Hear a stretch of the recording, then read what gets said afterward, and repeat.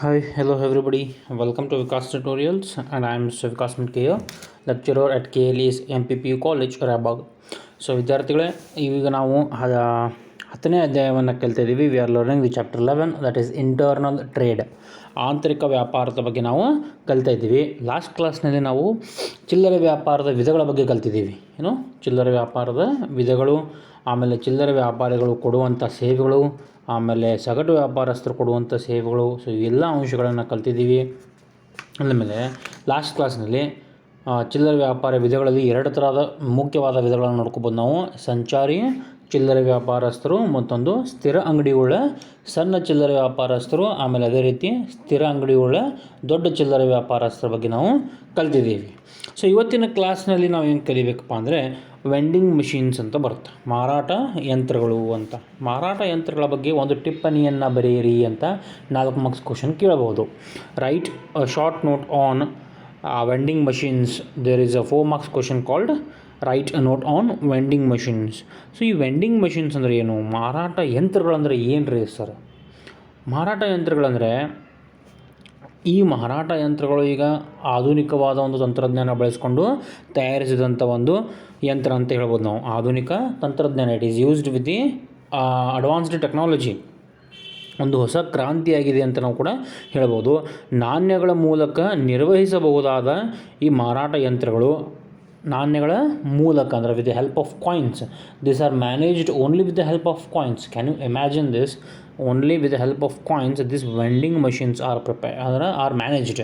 ಈ vending machines ಅಥವಾ ಈ ಮಾರಾಟ ಯಂತ್ರಗಳು ನಾಣ್ಯದ ಮೂಲಕ ನಾವು ನಿರ್ವಹಣೆಯನ್ನು ಮಾಡ್ತೀವಿ.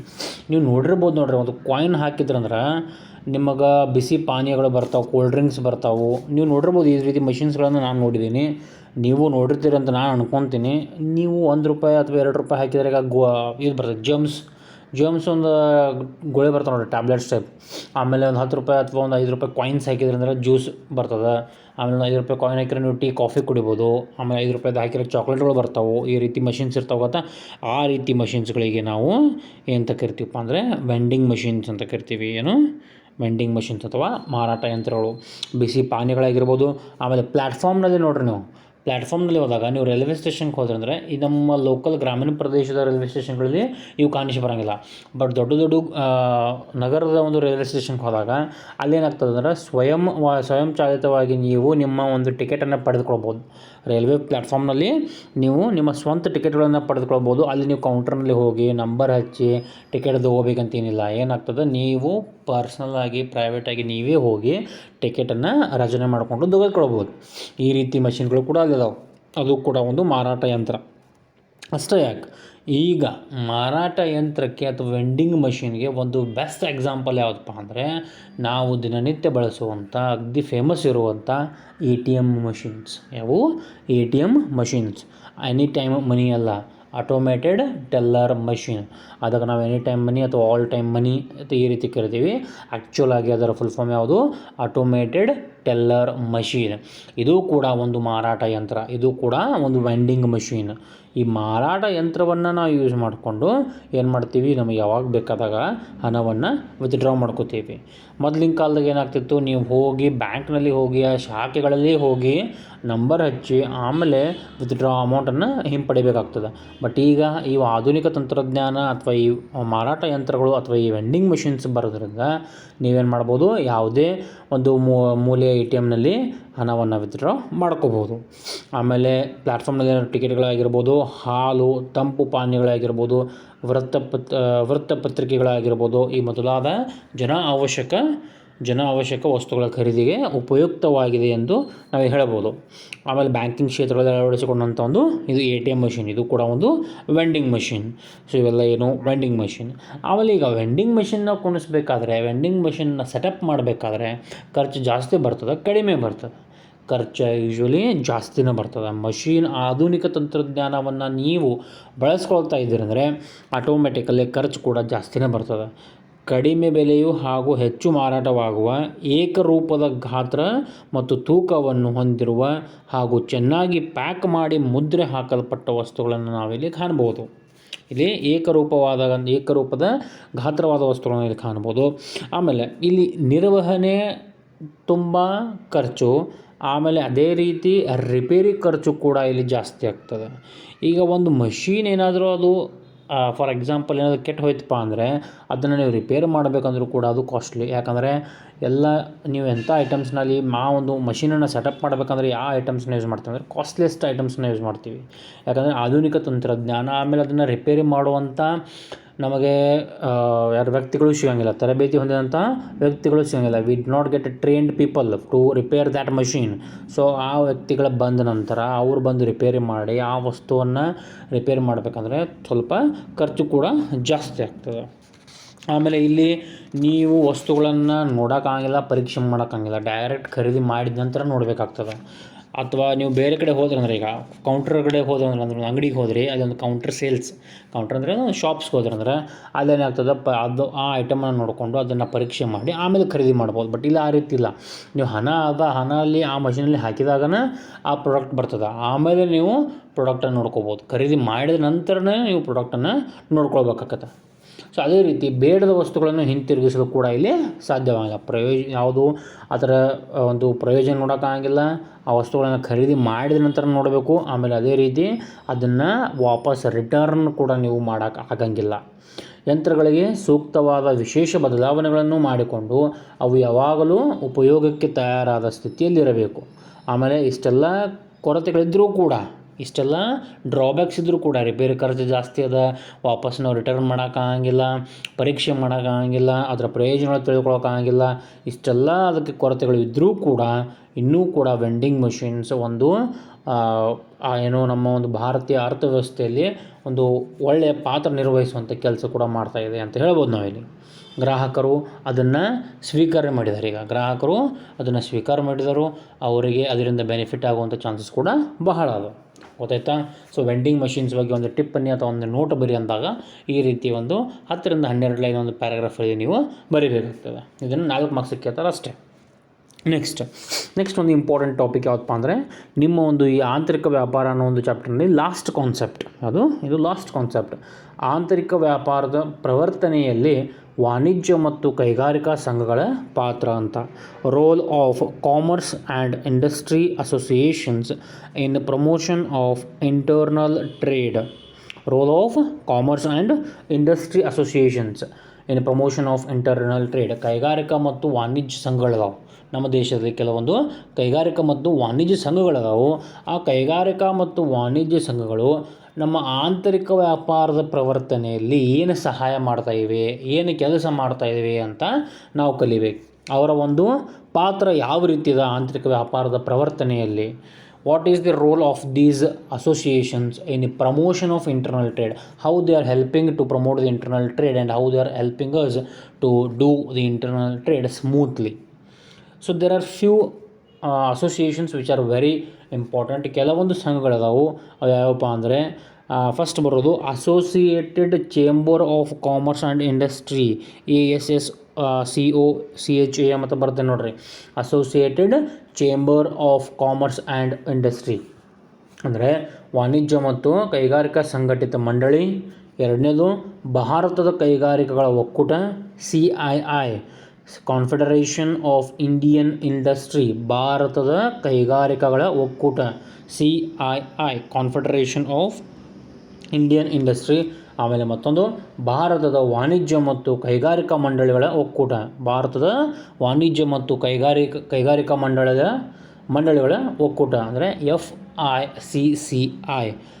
Federation of Indian chambers of commerce and industry. Federation of Indian chambers of commerce and industry. ಈ 3 ಸಂಘಗಳು ಬಹಳ ಮುಖ್ಯವಾದ ಪಾತ್ರವನ್ನು ನಿರ್ವಹಿಸ್ತಾ ಇದೆ ಅಂತ ನಾವು ಹೇಳ್ಬೋದು.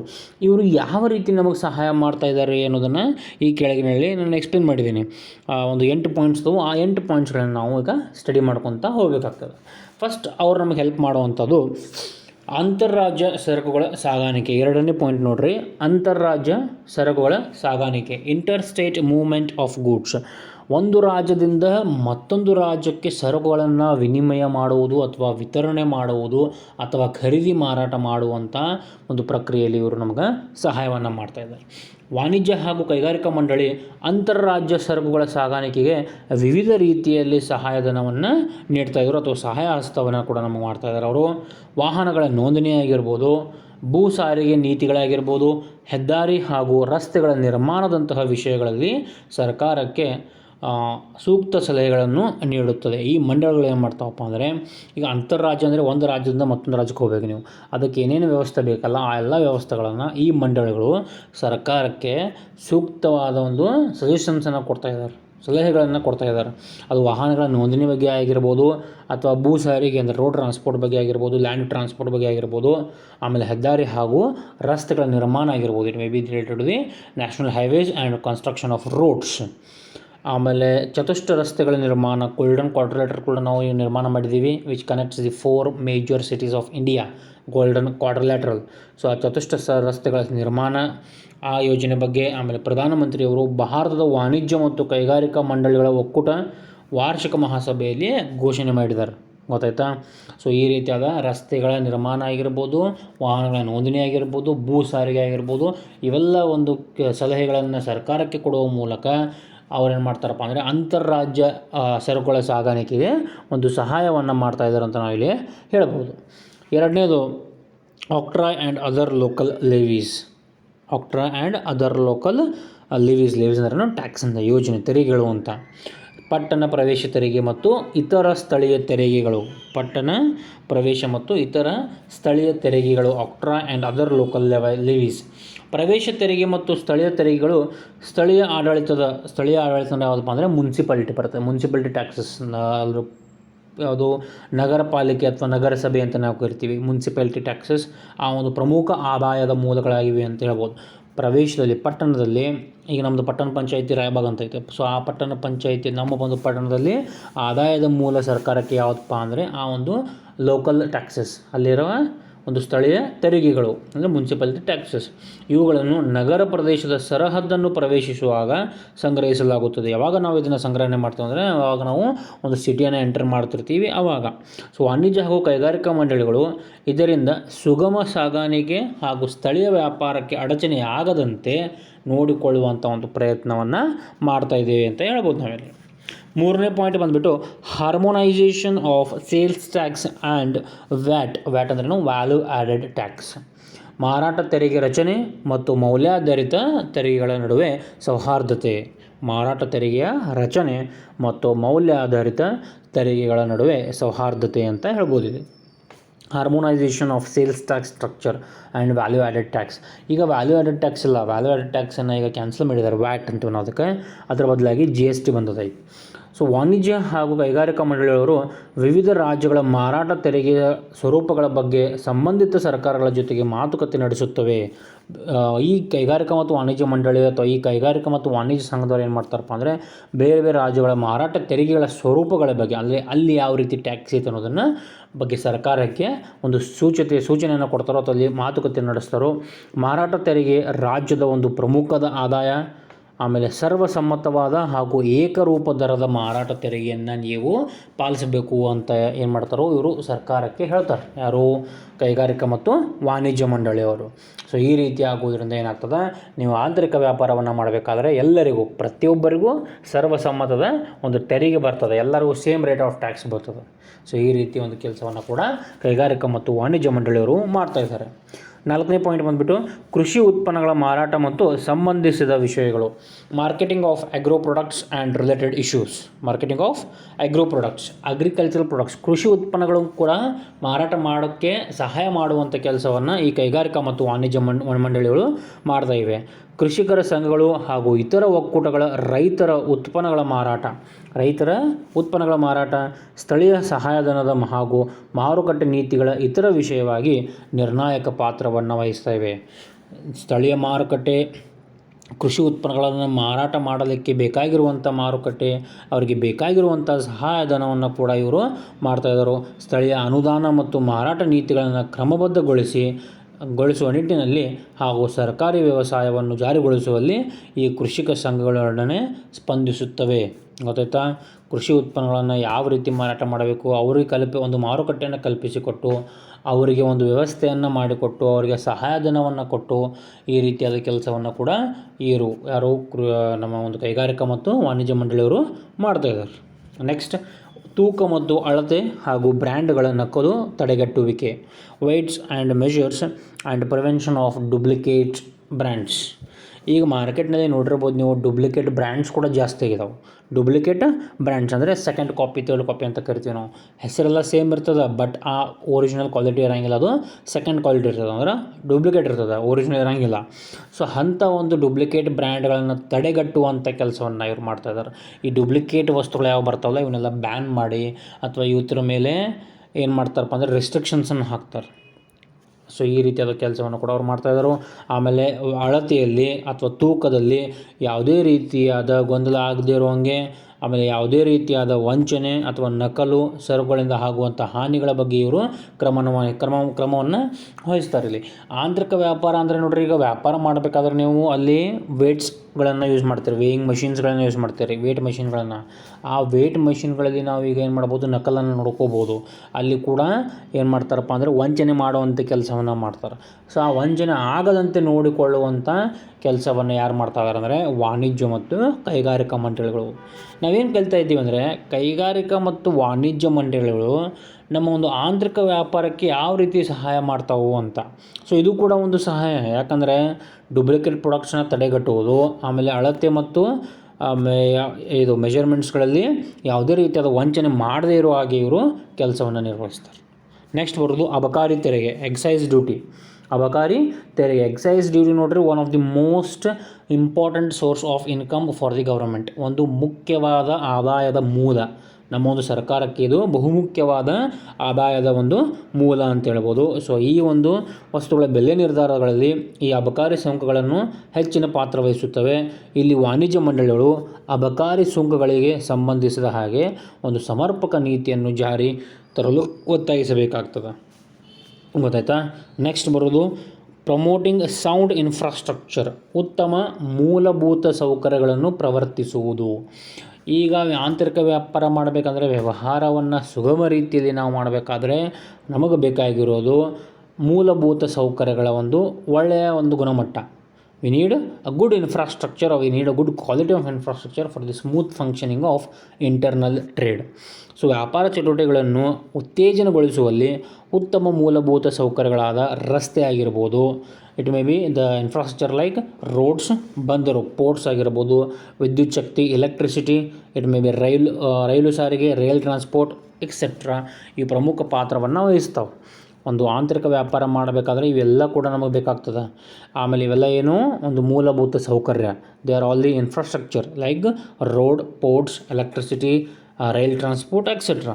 So these infrastructures are developed by the commerce and industrial associations. ಈ ಕೈಗಾರಿಕಾ ಮತ್ತು ವಾಣಿಜ್ಯ ಮಂಡಳಿಗಳು ಈ ಮೂಲಭೂತ ಸೌಕರ್ಯಗಳನ್ನು ಒಂದು ಪ್ರವರ್ತನೆ ಮಾಡುವಂಥ ಕೆಲಸವನ್ನು ಕೂಡ ಮಾಡ್ತಾಯಿದ್ದಾರೆ ಇಲ್ಲಿ. ನೆಕ್ಸ್ಟ್ ಬರೋದು ಕಾರ್ಮಿಕ ಶಾಸನಗಳು, ಲೇಬರ್ ಲೆಜಿಸ್ಲೇಷನ್ಸ್. ಕಾರ್ಮಿಕ ಶಾಸನಗಳು ಕೈಗಾರಿಕಾ ಅಭಿವೃದ್ಧಿಗೆ ಗರಿಷ್ಠ ಉತ್ಪಾದನೆ ಸಾಧಿಸಲು ಹಾಗೂ ಉದ್ಯೋಗ ಅವಕಾಶಗಳ ಸೃಷ್ಟಿಗೆ ಸರಳವಾದ ಹಾಗೂ ಹೊಂದಾಣಿಕೆಯುಳ್ಳ ಕಾರ್ಮಿಕ ಕಾನೂನುಗಳು ಕೂಡ ಅತ್ಯಗತ್ಯವಾಗಿವೆ.